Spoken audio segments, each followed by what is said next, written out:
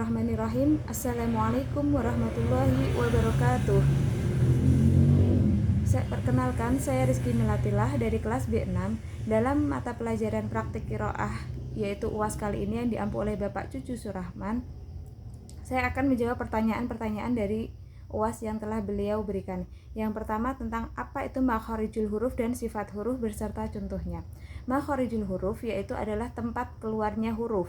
Di sini ada 5, kemudian 5 itu masih terbagi menjadi beberapa bagian hingga 17. Yang pertama ada huruf yang keluar dari rongga mulut, yaitu huruf-huruf jaufi. Kemudian yang keluar dari tenggorokan, huruf khalqi. Huruf khalqi ini yaitu yang terdapat dalam huruf-huruf idhar, yaitu hamzah, ha, ain, ghin, dan ha, kha. Kemudian huruf yang keluar dari lidah seperti q dan k. Huruf yang keluar dari lidah ini masih terbagi lagi menjadi 8 bagian. Selanjutnya ada huruf syafawi. Huruf syafawi itu huruf yang asalnya dari bibir, yaitu fa, ba, wawu, dan mim. Terakhir ada huruf-huruf dari pangkal hidung, disebut juga dengan huruf khoisyumi. Khoisyumi ini masih terbagi lagi menjadi 3 bagian, yaitu huruf nun mati tanwin ketika idgham bi gunnah di huruf-huruf ikhfa, dan nun dan mim yang tasdid. Huruf-huruf ini dibaca dengan dengung. Lalu apa bedanya dengan sifat huruf?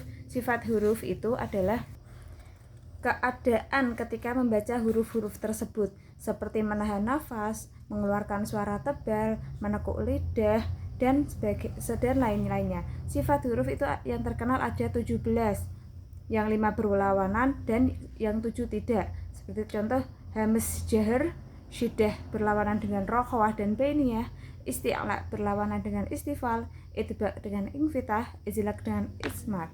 Itu adalah huruf-huruf yang berlawanan.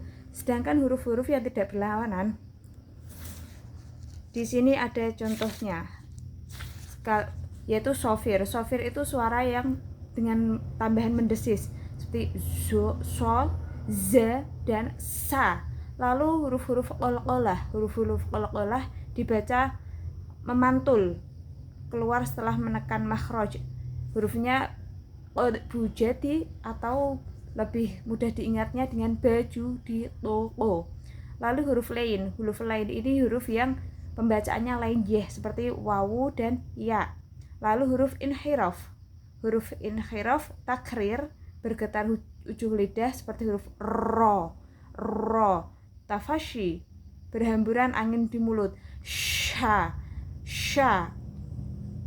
Lalu yang terakhir adalah istitolah yaitu memanjangkan suara dalam makhraj. Do. Huruf pengucapan huruf do bisa di gigi kanan maupun kiri. Do. Selanjutnya adalah hukum nun mati atau tanwin. Hukum nun mati dan tanwin terbagi menjadi 5. Yang pertama adalah idhar, idgham. Idgham di sini ada 2, yaitu idgham bi gunnah dan bila gunnah. Lalu iqlab dan ikhfa. Huruf idhar di sini sama dengan huruf-huruf yang tadi terdapat dalam makharij huruf, yaitu yang khalqi, hamzah, ha, ain, ghin, ha, kha. Yang pertama adalah nun mati bertemu dengan salah satu huruf idhar, yaitu huruf kha. Di sini ada contoh min khairin, jelas nun matinya terbaca dan kha-nya terbaca. Lalu yang kedua adalah tanwin bertemu dengan salah satu huruf idhar, ghafurun, halimun. Berikut contoh dari huruf idhar khalqi. Yang kedua adalah gunnah. Yang pertama ada idgham bi gunnah, yaitu hurufnya yanmu. Contoh huruf yanmu, yang pertama adalah nun mati bertemu dengan nun, innasya, dengung, innasya. Lalu tanwin bertemu dengan salah satu huruf idgham, wahyuyuha.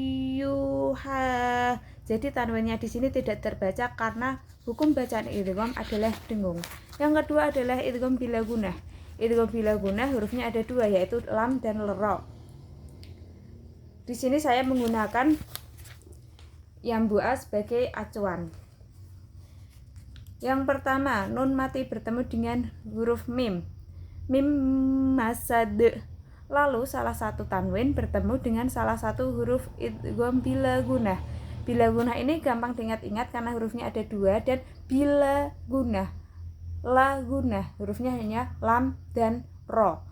Mari kita lanjutkan, yaitu salah satu tanwin bertemu dengan huruf lam atau ro. Contohnya di sini adalah hudal lil muttaqin.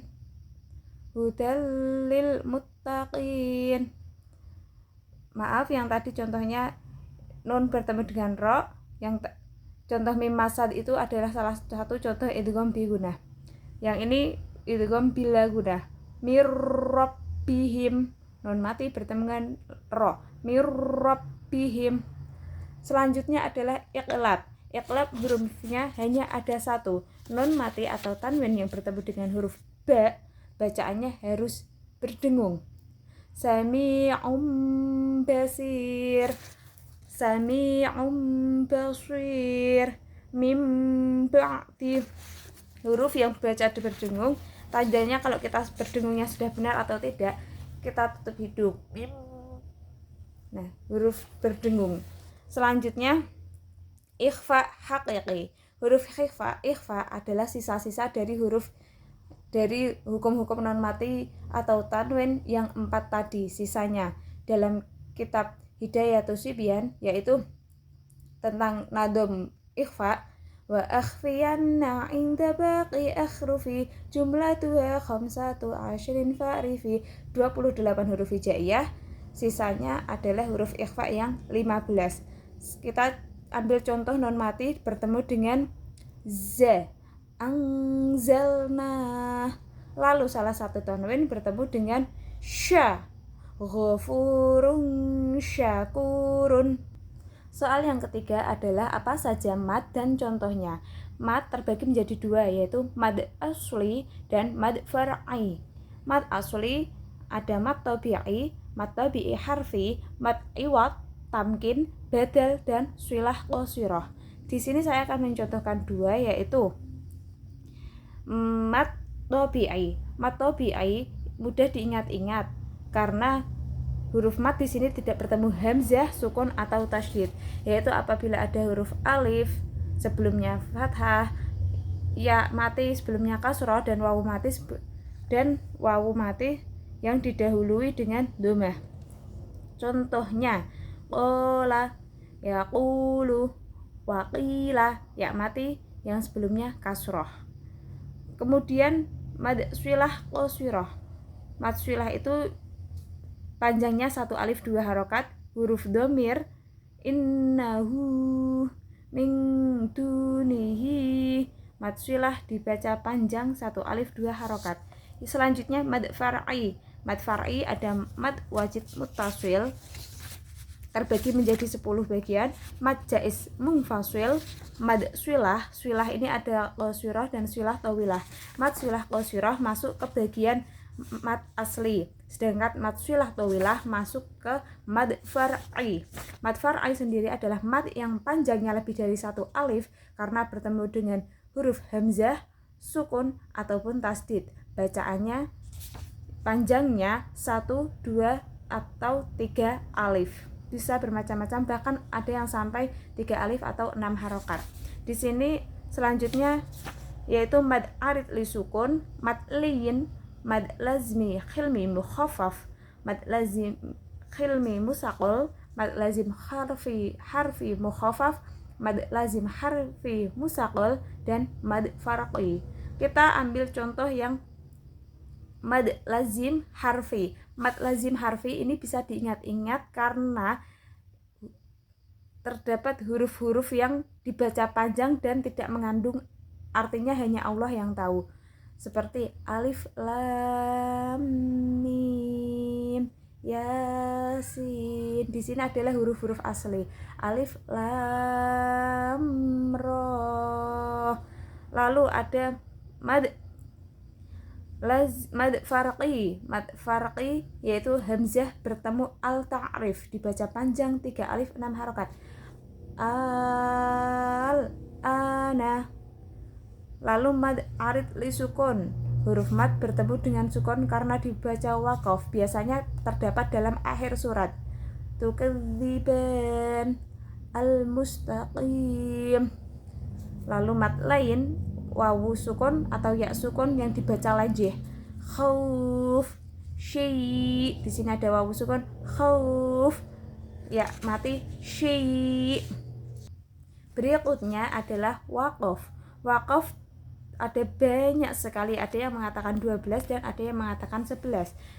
Yang di sini saya mencontohkan yang 12. Yang pertama waqaf lazim, waqaf mutlak, jaiz, waslu ula, mustakab, waqfu ula, mujawwaz.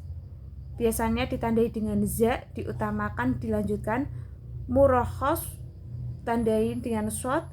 Waqaf qabih dengan tanda qaf, diutamakan terus, tetapi ada yang berpendapat juga boleh berhenti. Waqaf waswal tanda lam. Waqaf mu'annaqah dengan tanda titik 2, yang titik 3 yang ada terdapat dalam titik 3 tapi ada 2, boleh berhenti di salah satu lafadz. Yang terakhir adalah waqaf saktah. Waqaf lazim di sini harus berhenti. Contohnya di lafadz bismillahirrahmanirrahim, madza aradallahu bihadza masalah.